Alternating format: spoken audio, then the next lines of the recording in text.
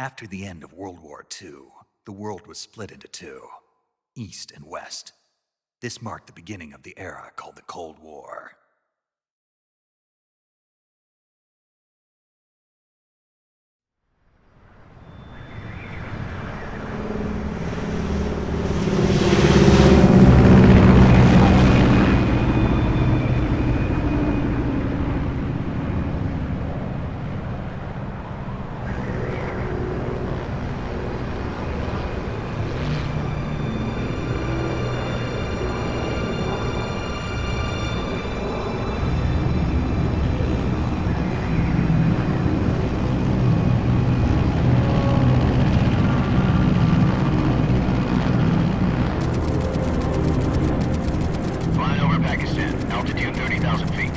Approaching Soviet airspace.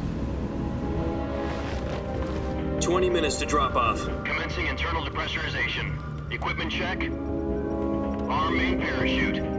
All right. You ready to go? Drop zone still showing a high pressure mass. Cav okay. Good. We've got high visibility.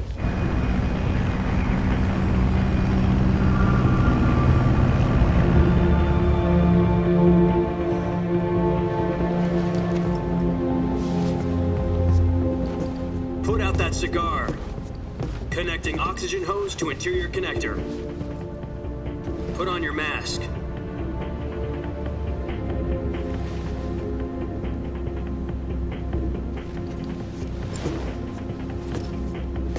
Does this panty waste know what he's doing?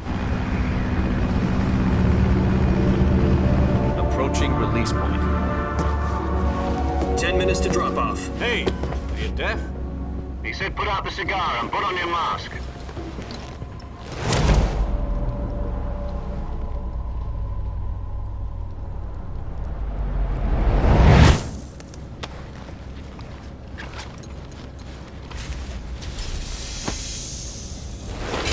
Depressurization complete. Checking oxygen supply. 6 minutes to drop off. Opening rear hatch.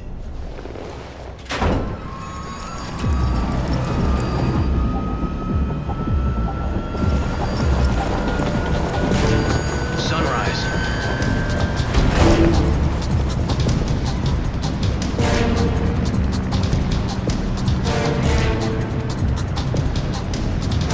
External temperature minus 46 degrees Celsius. 2 minutes to drop off. Stand up. You'll be falling at 130 miles per hour. Try not to get frostbite from the wind chill. 1 minute to drop off. Move to the rear. Activate the air bottle. This is one for the history books. The world's first halo jump. 10 seconds to drop off. Stand by. Status okay. All green. Prepare for drop-off. Countdown. 5, 4, 3, 2, 1. Spread your wings And fly. God be with you.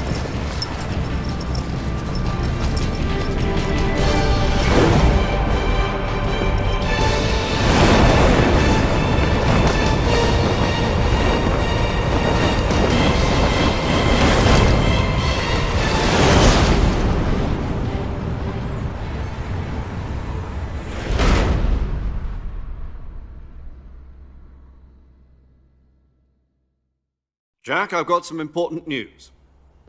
The head of the CIA has finally given us the green light for the Virtuous mission. Virtual mission? No, the Virtuous mission. The future of our Fox unit depends on it. If it succeeds, we'll be officially organized into a unit. Virtuous mission? Sounds like some kind of initiation ritual. You know, don't get cocky. This isn't a training op. Right. So what exactly is this wonderful mission? Well, about 2 years ago, a certain Soviet scientist requested asylum in the West through one of our moles. His name is Nikolai Stepanovich Sokolov. He's head of the OKB-754 Design Bureau, one of the Soviets' top-secret weapon research facilities, and the East's foremost expert on weapons development. Sokolov? Isn't he that famous rocket scientist? The very same. On April the 12th, 1961, the Soviets achieved the first manned spaceflight in history. The Earth was blue, but there was no God. Well spoken. The rocket that carried Yuri Gagarin to orbit was the A-1, known as the Vostok rocket. Sokolov is said to be the man most responsible for the multi-engine cluster used in that rocket. After Gagarin's flight, Sokolov left rocket development to become the head of the newly established design bureau.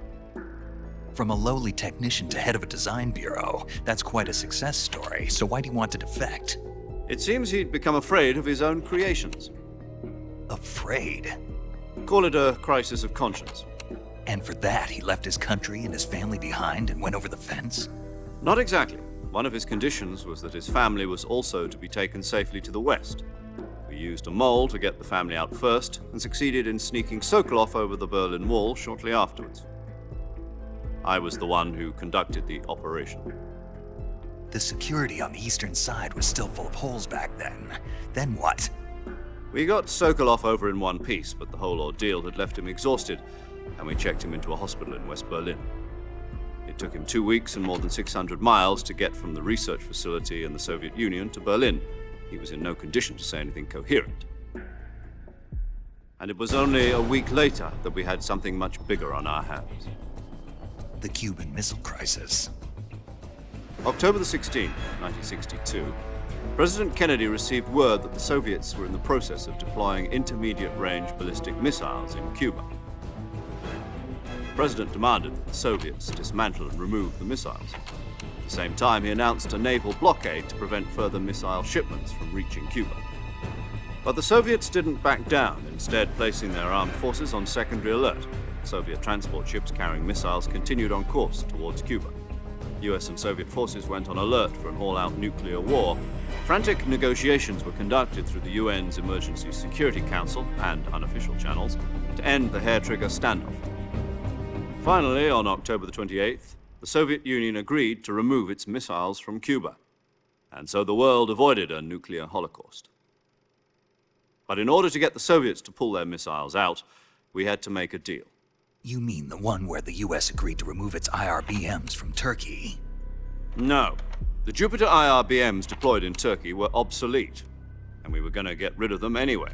They had no strategic value whatsoever to either the US or the Russians. The Turkey deal was a ruse, a cover story that was fed to the other intelligence agencies around the world. So what did the Russians really want? Sokolov. They wanted us to return Sokolov.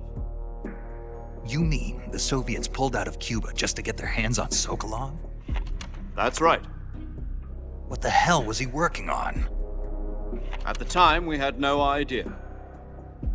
We were running out of time. It was either give up Sokolov or risk full-scale nuclear war. In the end, we had no choice. President Kennedy gave in to Khrushchev's demand. The next day, I got Sokolov out of the hospital, handing him over to agents on the eastern side. Sokolov kept on screaming, "Save me," until he disappeared from my sight. Then a month ago, we received some new information from one of our moles. About Sokolov? Yes. He was taken back to the research facility and forced to continue working on the weapon in question under KGB supervision. What's more, it's on the verge of completion. So what kind of weapon is it? Something to do with space rockets? No, missiles. Same technology. I guess you're right. We don't know the details, but it appears to be a new kind of nuclear device. For half a year now, the Soviets have been conducting frequent nuclear tests at Semipalatinsk. Something to do with the weapon, I assume. We're talking about a secret weapon so big that Khrushchev was ready to pull out of Cuba to get it back. Is Sokolov still in the facility? No. According to our intelligence, he's in Selinoyarsk, a place in the mountains about 3 miles to the west that's known as the Virgin Cliffs. The Virgin Cliffs. Nice name for a virtuous mission. They moved him there just recently. Why? Apparently, they're conducting a field test of the weapon, but it's our best chance to get him back. This mission would never have been possible if he was still in the research facility. This is our last chance. Sokolov must have known that too when he contacted us.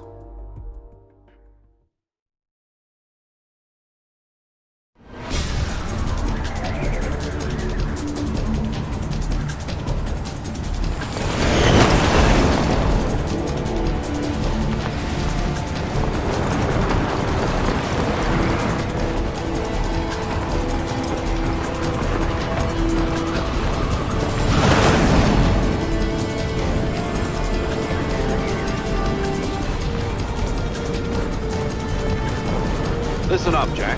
Your mission is to infiltrate Selino Yask in the Soviet mountains, ensure the safety of Sokolov, and bring him back to the West.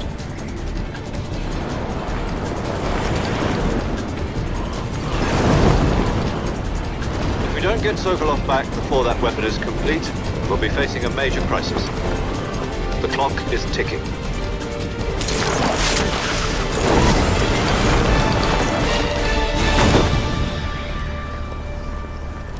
Once we've confirmed the rescue of Sokolov, stand by at the recovery point.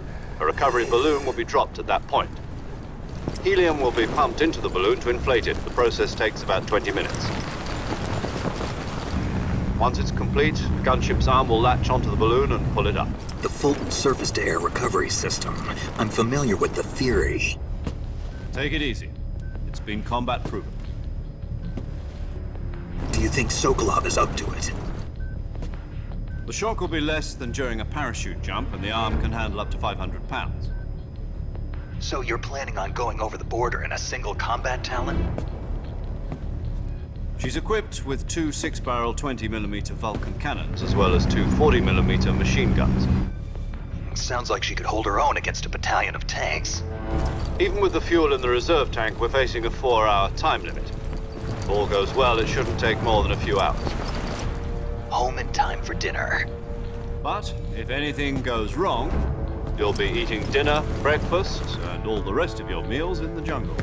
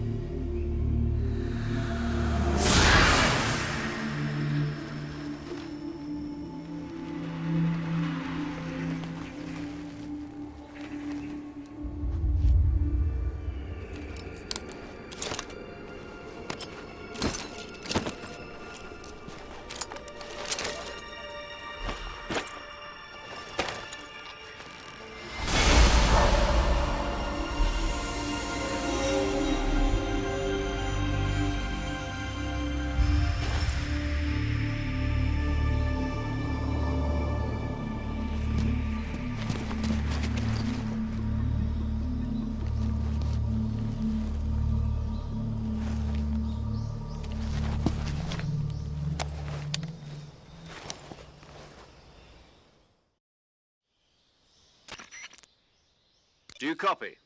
You're already in enemy territory, and somebody might be listening in. From here on out, we'll be using code names to refer to each other. Your code name for this mission will be Naked Snake. I'll be referring to you as Snake from now on. You're not to mention your real name. Snake? Oh, you don't like snakes? What do you mean? Well, you've eaten one before, haven't you? In survival training. I'm glad to hear that. I don't know if I'd ever order one in a restaurant, but... Be careful, you might not have a choice. What about you, Major? What should I call you? Let's see. I'll be Tom. Call me Major Tom. This will be a sneaking mission. You must not be seen by the enemy. You must leave no trace of your presence. Is that clear? This kind of infiltration is the Fox unit's speciality. In other words, weapons and equipment are procured on site. That goes for food as well. You're completely naked, just as your name implies. Great. Now I see why you asked me if I like snakes. I suppose calling me Snake was your idea of a joke, too. No, there's a good reason for that. I'll tell you later when the time is right. Gotcha. Getting back to the subject, how exactly am I supposed to feed myself? You've been issued a knife and a tranquilizer gun. Use them to hunt for food. You'll also find some medical supplies in your backpack. Yeah, about the backpack. I lost it in a tree on the way down. I see. Well, you'd better go back and get it then. You know where it is? No problem. I can see it from here. It's stuck on a branch. To climb a tree, stand in front of a tree that's covered in ivy and press the action button. I'll be monitoring your progress over the radio. We can't risk violating Soviet airspace, but I'll be in the gunship. My frequency is 140.85. I'll give you a call if I need to talk to you. If you need to talk to me, use the send function. Okay, Snake, go get your backpack.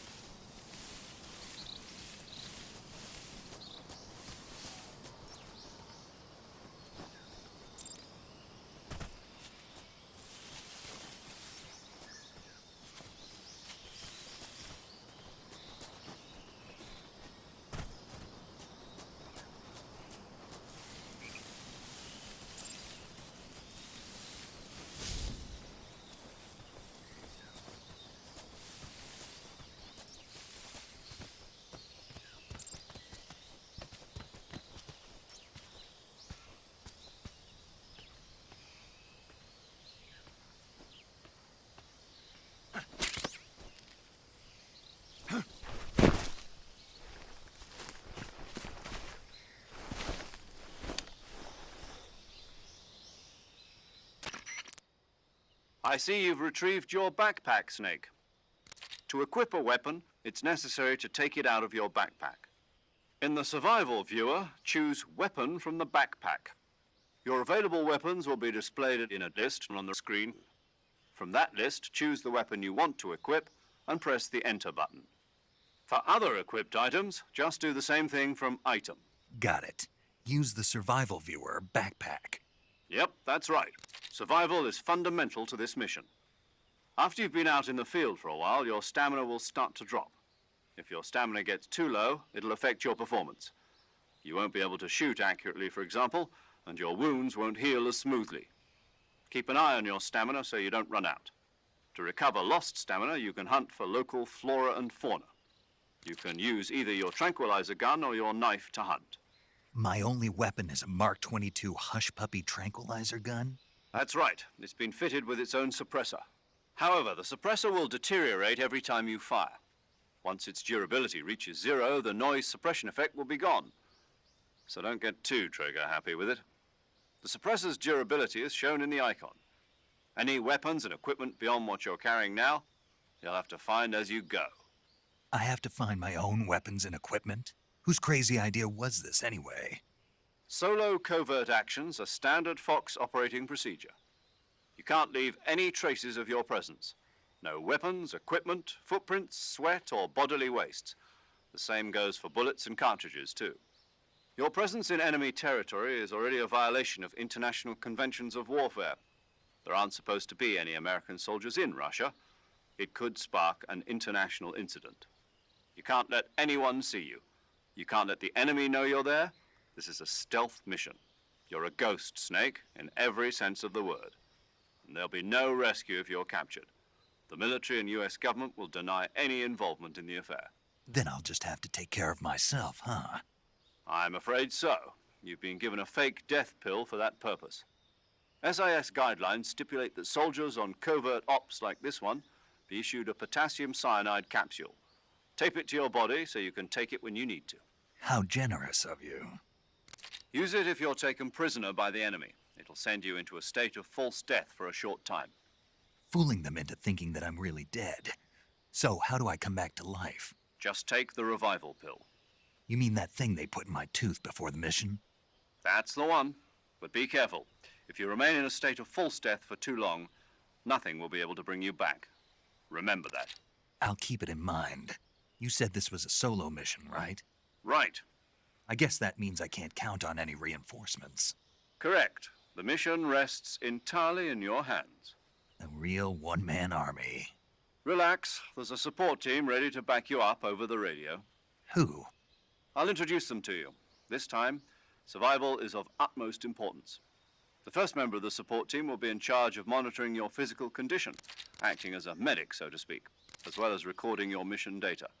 She's a member of Fox as well, and she's here on the gunship with me. She? Hello, Snake. I'm paramedic. Nice to meet you. Paramedic.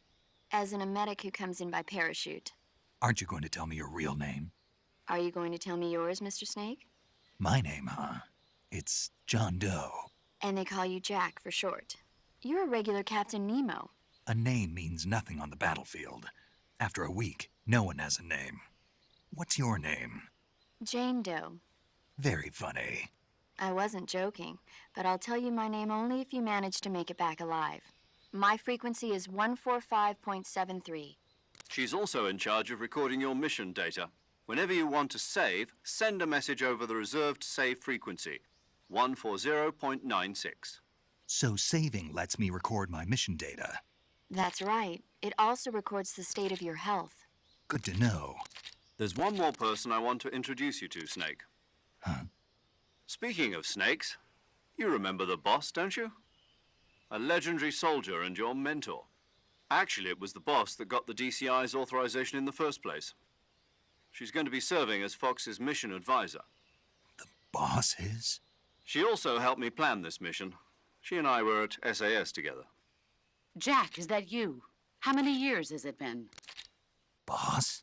That's right. It's me. Oh. Talk to me. Let me hear your voice.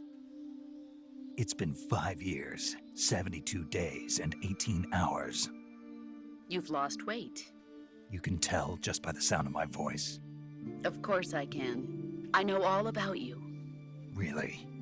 Well, I don't know anything about you. What's that supposed to mean? Why'd you disappear on me all of a sudden? I was on a top-secret mission. You didn't need me anymore. But there were still so many things I wanted you to teach me. No, I taught you everything you needed to know about fighting techniques. I taught you all I could. The rest you needed to learn on your own. Techniques, sure. But what about how to think like a soldier? How to think like a soldier? I can't teach you that. A soldier needs to be strong in spirit, body, and technique. And the only thing you can learn from someone else is technique. In fact, technique doesn't even matter. What's most important is spirit. Spirit and body are like two sides of a single coin. They're the same thing. I can't teach you how to think. You'll just have to figure it out for yourself. Listen to me, Jack. Just because soldiers are on the same side right now doesn't mean they always will be.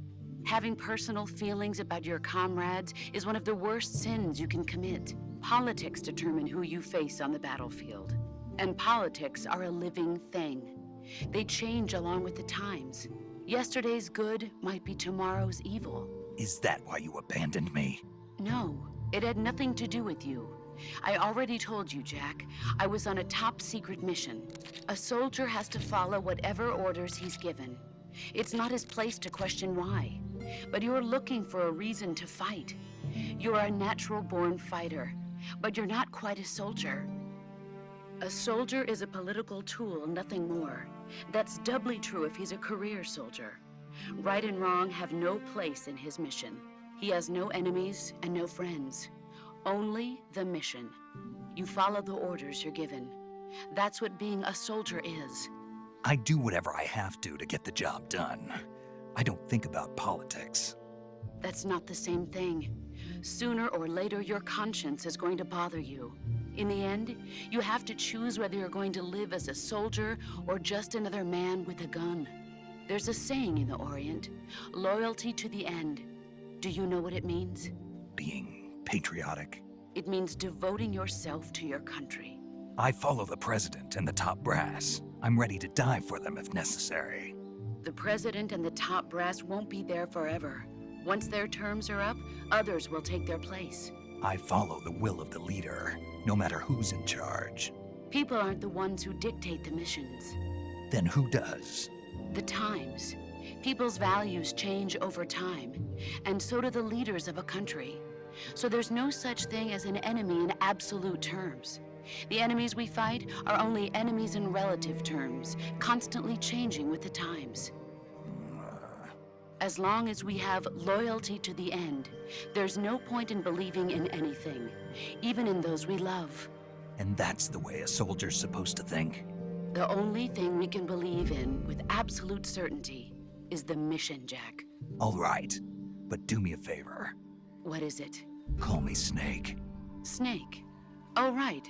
Your codename is Snake. It suits you well. That's right. The legendary unit that the boss put together during World War II was a snake. The Cobra unit, a group of heroes that brought the war to an end and saved the world. As long as you've got a legendary hero backing you up, you'll be fine. Isn't that right, Snake? Yeah, I can't think of anyone else I'd rather have with me. Oh, and one more thing, boss. Yes? It's good to hear your voice again. Same here. After all, who knows if either of us will make it out alive? Snake, you are always best at urban warfare and infiltrating buildings. But this is the jungle. Survival is going to be key. Those CQC techniques I taught you are sure to come in handy. CQC? Close quarters combat, huh? I've been in the Green Berets for the past few years. I'm probably pretty rusty. Not to worry. I'll be here to help you remember. After all, this is your first actual survival mission. I'll be supporting you over the radio. Where are you, boss? Next to the Major? The boss is communicating with us by radio from aboard a Permit-class submarine in the Arctic Ocean. My frequency is 141.80. Call me if you need my advice on battle techniques. Gotcha. Your mission is to retrieve Dr. Sokolov. Dr. Sokolov is being held in an abandoned factory located to the north of your current position. Avoid heavy combat and don't let anyone see you. Don't forget that this is a stealth mission. Snake, try to remember some of the basics of CQC.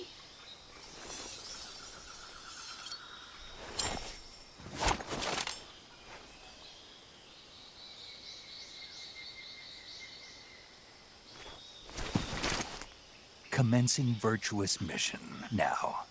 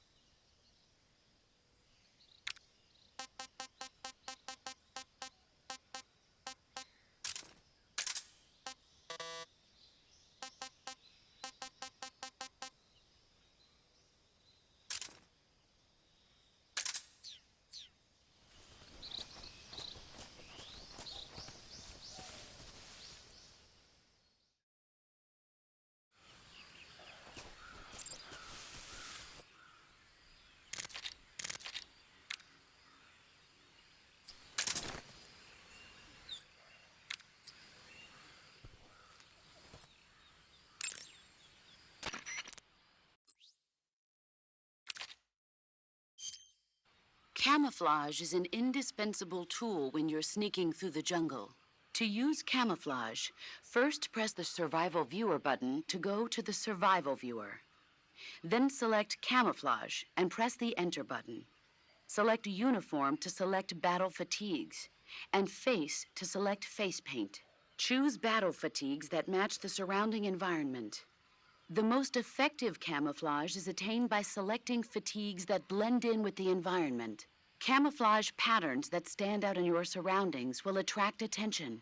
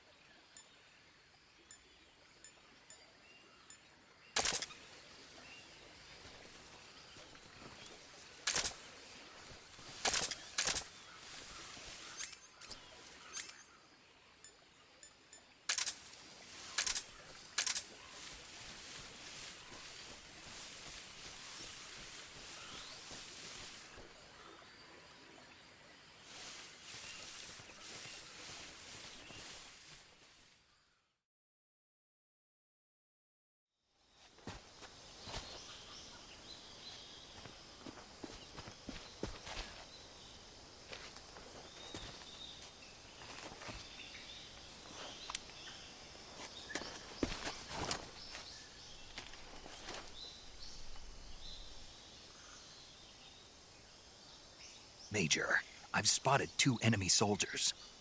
They're probably KGB troops sent to guard Sokolov. AK-47s and grenades.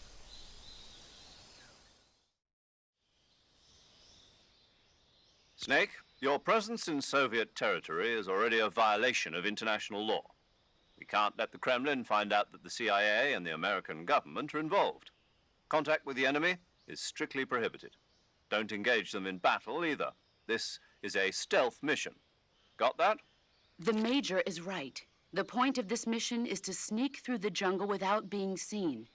The success of the mission depends on how well you use your camouflage. Change your camouflage by selecting Camouflage from the Survival Viewer. The Uniform option lets you pick your uniform, while the Face option lets you change your face paint. Choosing camouflage that blends in with your surroundings will help you conceal yourself more effectively.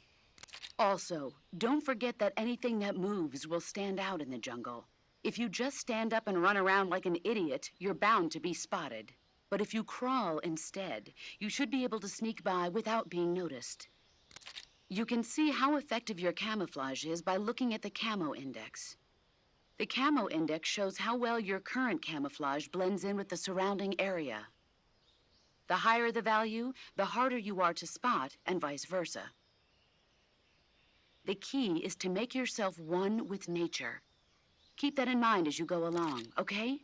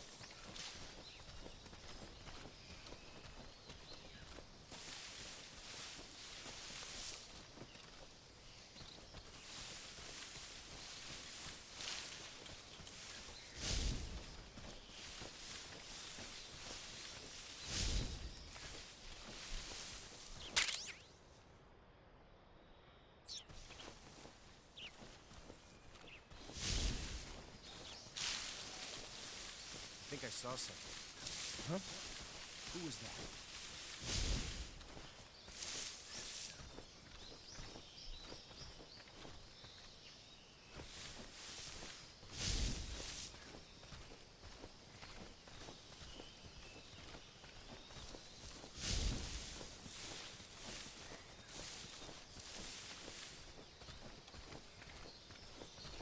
I think I saw something.